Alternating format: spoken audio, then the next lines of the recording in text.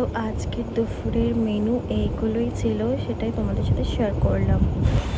তো গাইস এখন একটু যাচ্ছি ফুচকা খেতে, কারণ ঘরে ভালো লাগছে না, আর তার মধ্যে যে ভীষণ গরম, সত্যি ভালো লাগছে না ঘরে।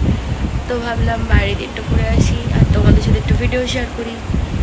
আজকে সেরকম ভিডিও দিতে পারিনি কারণ আমার শরীরটা ভালো না। তো গাইস সেখানে আমরা বেরিয়ে গেছিলাম, তারপরে এসেছিলাম ফুচকার দোকানে। তো এখানেও অনেকটাই ফুচকা খাওয়া হয়েছে। তো খাবার হওয়ার পর এখন বাড়ির জন্যও নিয়ে আসছিলাম, আর বাড়িতেও খাবো তার জন্যও নিয়ে আসছিলাম, কারণ আজকে কী জানি খুব ফুচকা খেতে ইচ্ছা করছিল অনেক বেশি। তারপরে বাড়িতে এসে বানাচ্ছিলাম রুটি, তো ভাবলাম তোমাদের সাথে ভিডিওটা শেয়ারই করি।